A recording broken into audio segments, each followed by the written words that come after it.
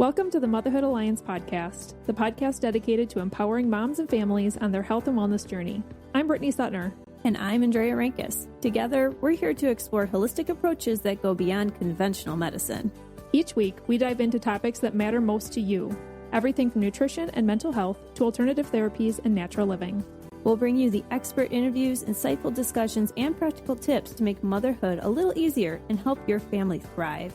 Please keep in mind that this podcast is for informational and educational purposes only and is not intended to replace the advice, diagnosis, or treatment plans you have with your personal healthcare team.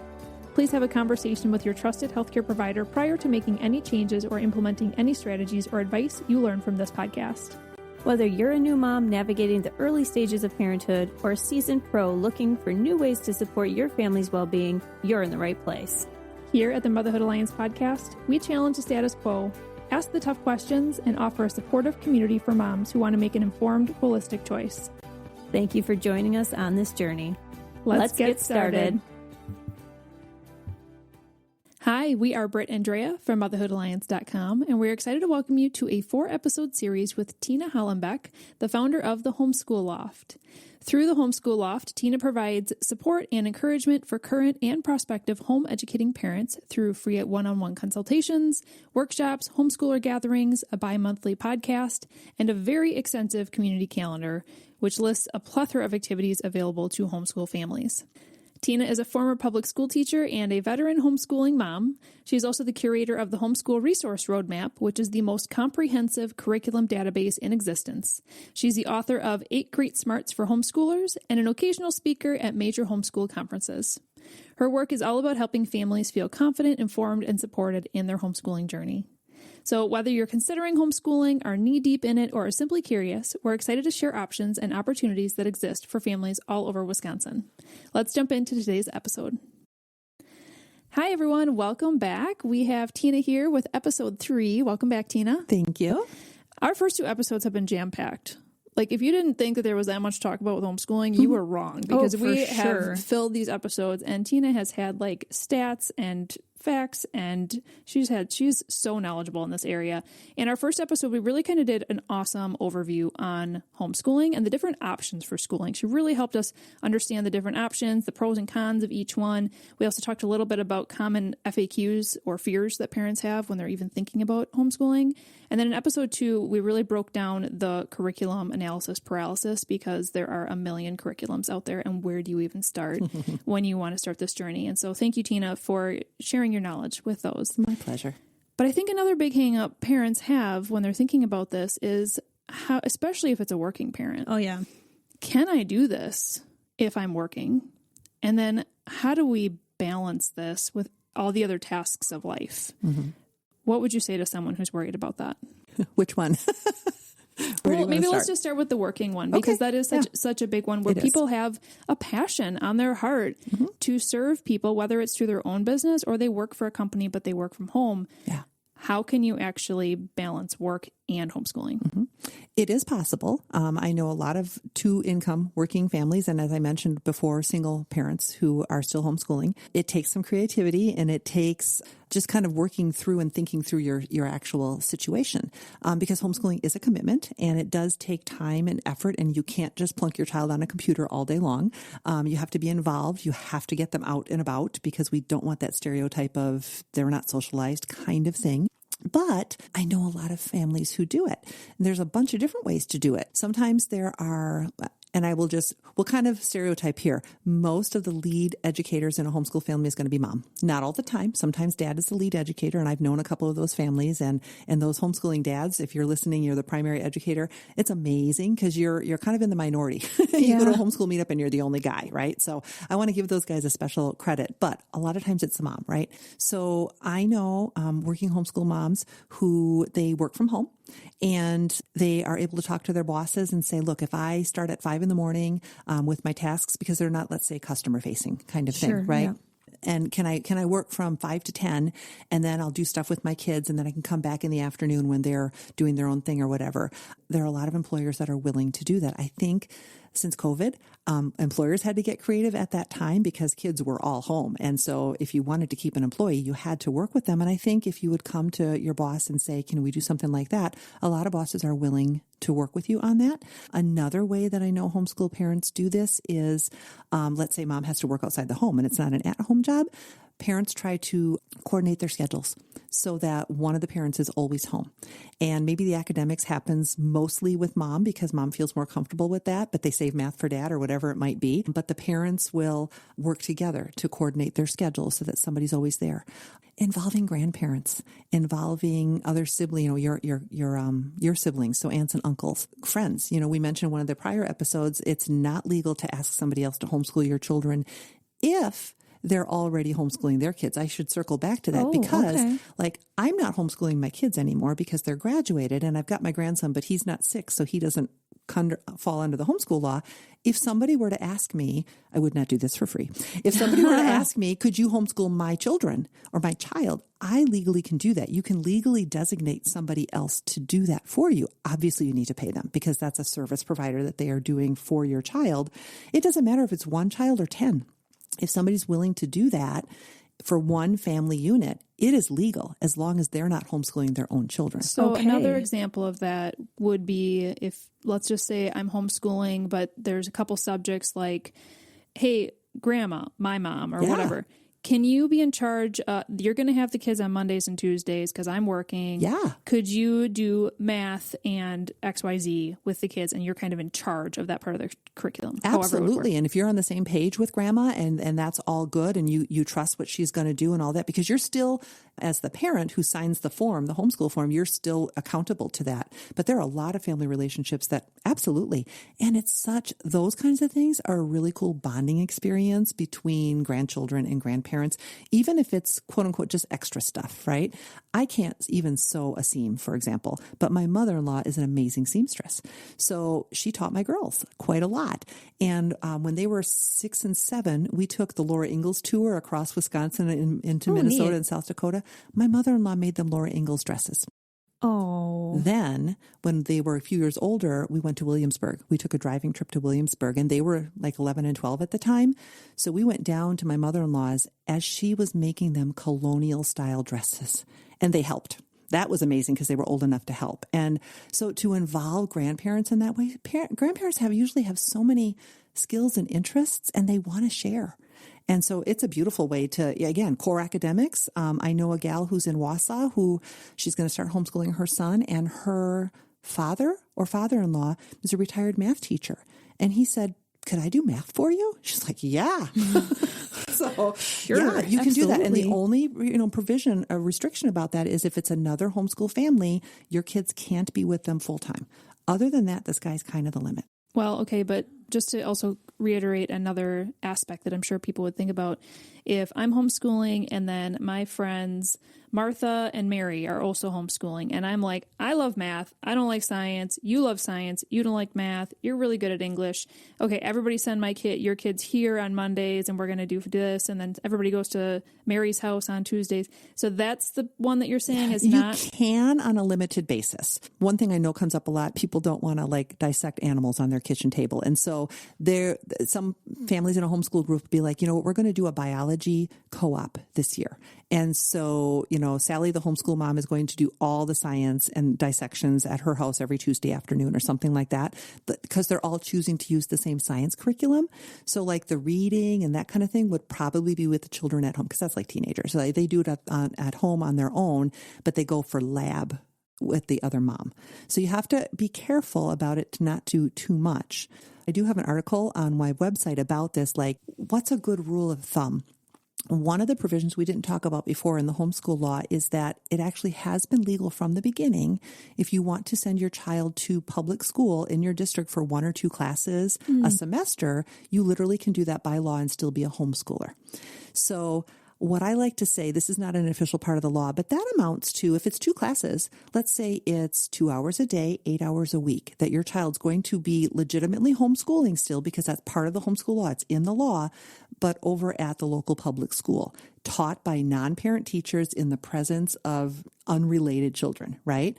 So I recommend using that as a rule of thumb. If you want to have somebody else teach science or math or whatever in a co-op setting or just a family setting kind of thing, if 8 hours a week is okay legally using a public school, use that as a rule of thumb. And if you're going to outsource some of your stuff to another homeschooling friend and share some of that, don't do more than 8 hours a week. Max. And I really don't know anybody who does even close to that, right? It might be, this is going to be our 2 hours because, I'm working on Tuesday, Thursday. So can you include them in, whatever it might be?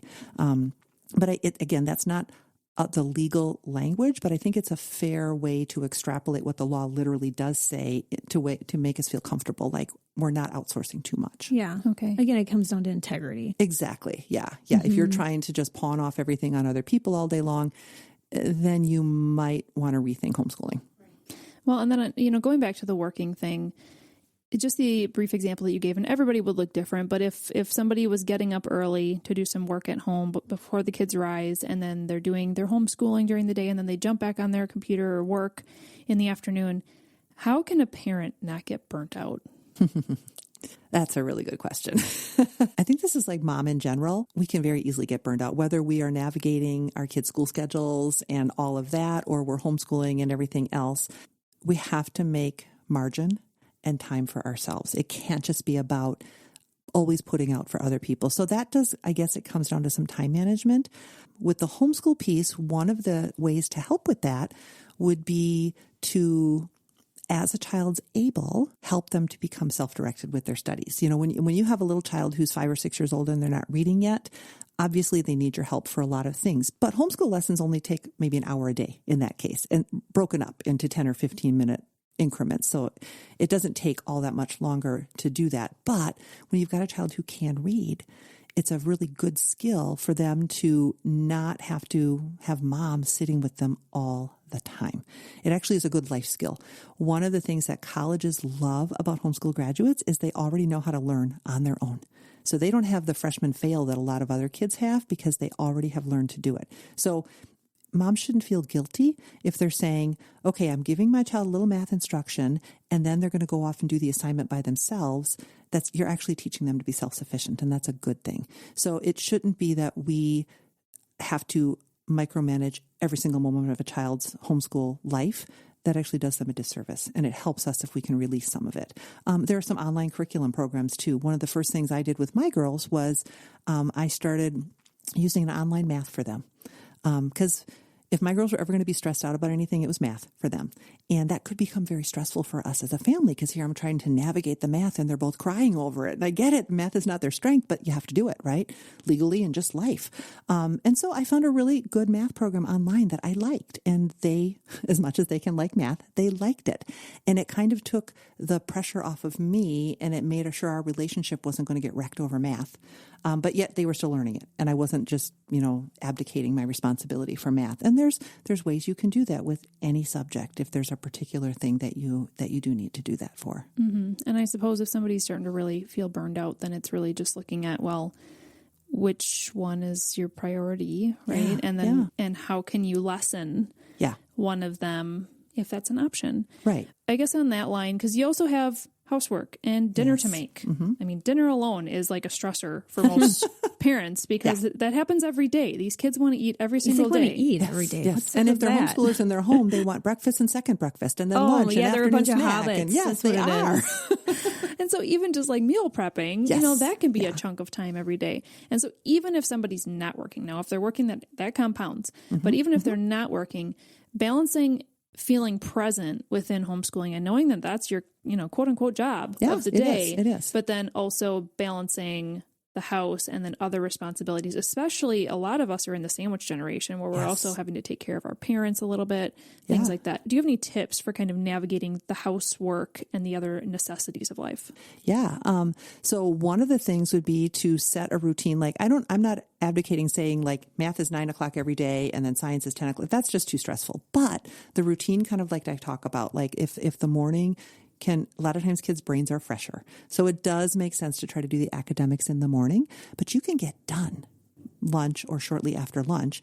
And if you can train your kids, again, they're not 3 years old, so hopefully they can kind of self-direct and not kill each other while you do things. Yeah.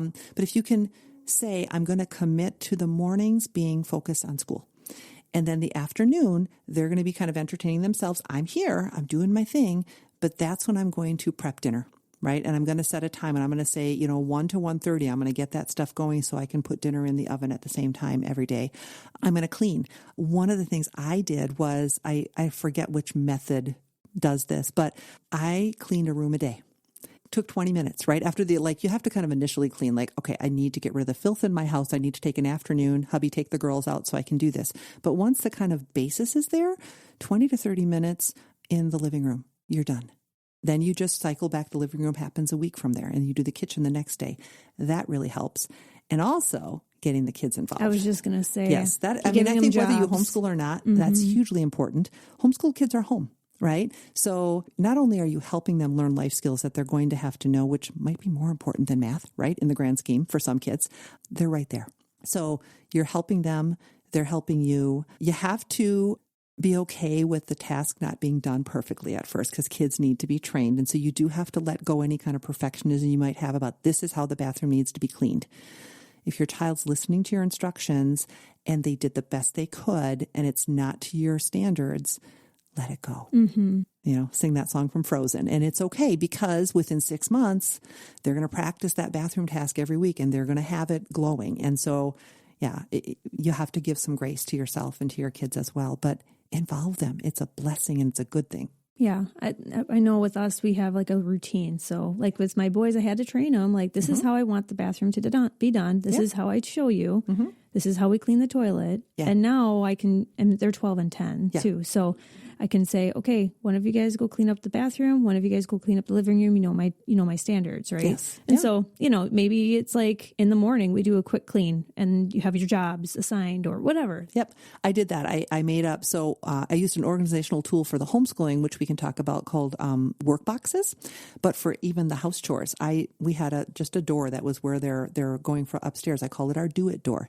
And I made a chart with pictures when they were even young and I put every day what they had to do. And that helped to kind of organize their brains for what we do in the morning, what we do in the afternoon. Kids can do that. And I've seen myriad of these online where what are age appropriate chores for kids? So even 2 and 3-year-olds can start to be trained in how to do some of these tasks, whether you homeschool or not. And then they can get more and more responsibility. And sometimes this kind of depends on family values, but sometimes kids 9, 10, 11 will be like, how can I earn money? Yeah. Well, guess what? You don't get an allowance for cleaning your bedroom. That's part of living in our family. But if you want to do extra things like load and unload the dishwasher, or you want to clean the cat boxes because I don't want to anymore, I will pay you a little bit of money, but you're also giving them more skills and getting some of those tasks out of the way that maybe you don't really want to do. Yeah, we've done some of that too. And even still to this day, my kids in the morning, I have a kind of a checklist and it's basic things, but also they forget otherwise. I swear, if I didn't remind them to brush their teeth, they would never brush their teeth, especially in the morning. But I would just create these charts. Now I don't need pictures anymore. Right. But I laminate them, and then they use a dry erase marker. And so it's just their mental checklist on what they need to do in the morning. And I love that because it's not a battle between mom and kid. Yeah, and now you're not yelling. Yes, it is. The list is the boss. Is your list done? Yeah. Yep, because then we're ready to start our day. Yeah. And then another easy one is packing list. So we are blessed that our parents live an hour and a half away. My in-laws have a cabin that's a little over an hour away. So we do frequently leave on weekends. Packing is constantly happening. And so I do have packing lists where they're just laminated. They get a dry erase marker. When they were little, I would fill it out. I have a box on there. So it'd be shirts. And I did have pictures on there, like a t-shirt with a picture. And I'd write 3 in there. And so they could go pack their own suitcases. Right. And now, now they're old enough where I'm we're going to be gone for 3 nights. It's going to be freezing outside and they can pack appropriately. And if they forget things, there's natural consequences. That's right. And it's not maybe folded the way you would fold it, but who cares? Yeah. It's their clothes. So, yeah. Well, one other thing I do want to talk about with homeschooling that I think a lot of parents think about is having time for themselves. Yeah. Because let's just use a stereotypical family. And I know this isn't always the way that it works, but let's say the dad is going to work. He's gone from 8 a.m. until 5 or 6 p.m. He gets home. He can lay on the floor and play with the kids, play a game, maybe veg out a little bit. Kind of gets a break, a mental break from work. I feel like as a mom, oftentimes once you are a kid, your job is now 24/7, especially when they're little and they're awake at night and you're just literally, I don't get a break unless I request a babysitter or a date night or something like that. Yeah. When you're homeschooling your kids, they are now home all the time.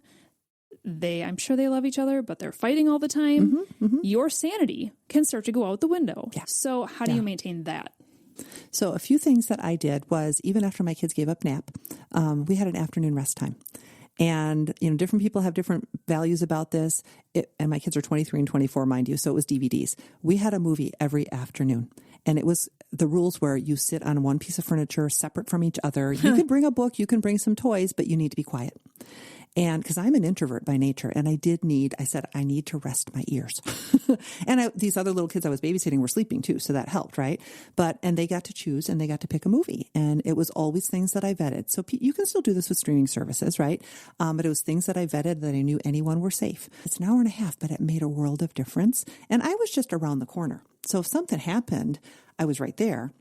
But I could hear and I knew, and most of the time they were pretty good about it. And I think they appreciated having the downtime as well. Then my husband, and I think, if you're a dad listening or if you're a wife, get your husband to listen to this part. One of the main ways that the non-homeschooling parent, usually the husband, can support is to volunteer that time where the mom can go away. So my husband did nighttime routine with my kids every day. When they were little, it was obviously, helping them brush the teeth and the bath and all this other stuff. I did bath and then he did everything else. Reading the bedtime stories, all of that. And even when they got older, he loves books. And so it was still, we're doing a nighttime read aloud. They could read, doesn't matter. He was reading stuff to them that was above their reading level and it gave them relational time.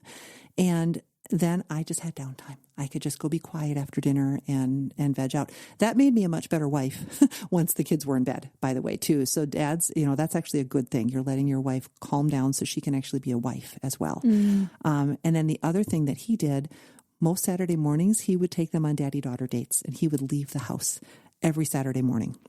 It was such a gift that I had 4 hours or whatever to myself. And so if there's different ways that the husband can do that, and even just like I said, I arranged afternoon rest time. He wasn't home, but that was a rule that we set for my kids. Just those little snippets of time, and then join homeschool groups and find ways to do some of the mom activities. Most of the groups will have, this is mom's night out, this is that. Make other homeschooling friends, and you can shift childcare and those kinds of things so that if you're going nuts, yes, you can drop your kids off at the friend's house for the afternoon so you can just have time for yourself too.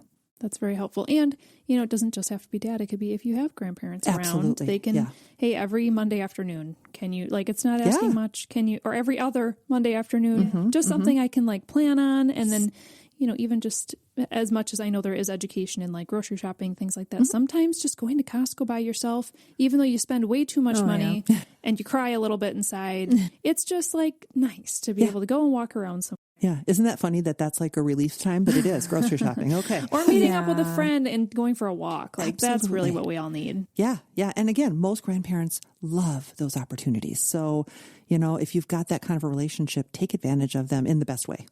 Okay, to finish out this episode, I do want to talk about a couple of the resources that you have.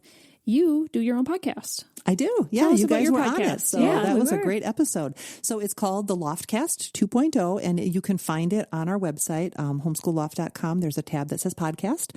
It's on really any platform. So if you just search for Loftcast, you will find it. But we link to one of the platforms. I think it's Spotify. I'm not sure which one that we link to there. So you can always listen to our episodes. We do 2 episodes a month, and we drop on the 1st and the 15th of every month. We've been doing it since 2021, so we've got quite a few episodes at this point.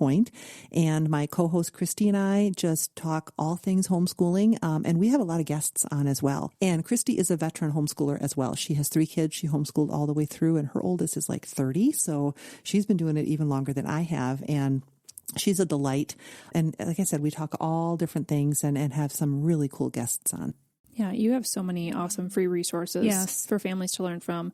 And really what I also love is in the last episode, we talked briefly about your one-on-one consult that you'll offer for people. But because you've put together this homeschooling curriculum roadmap and you have this podcast, I mean, honestly, families even outside of Northeast Wisconsin or even outside of Wisconsin, you're a great resource for them. Yeah, I hope to be. That's the goal. So yeah. All right, you guys, we have one more episode coming up. We're going to be hitting the hot topic of homeschooling high schoolers. I think a lot of people are kind of end of 8th grade. Then they kind of go into the world or ease into the world, but still under my roof, right? Mm-hmm. They can still be homeschooled at home. We're gonna break down a lot of common questions there, like how do credits work? When should families start thinking about high school planning? Just like all these different FAQs that come around this topic when our kids get older. I'm excited to dive into that. If you enjoyed this episode, would you consider leaving a rating or review or sharing it directly with a friend who could benefit from the information? We know that you're a busy mom or caregiver, and our goal is to make your life easier by bringing tips and tricks directly from experts into your earbuds. By sharing this episode with someone you love, you can play a critical role in helping to make their life easier as well. We appreciate your time, and thank you for being a part of the Motherhood Alliance family.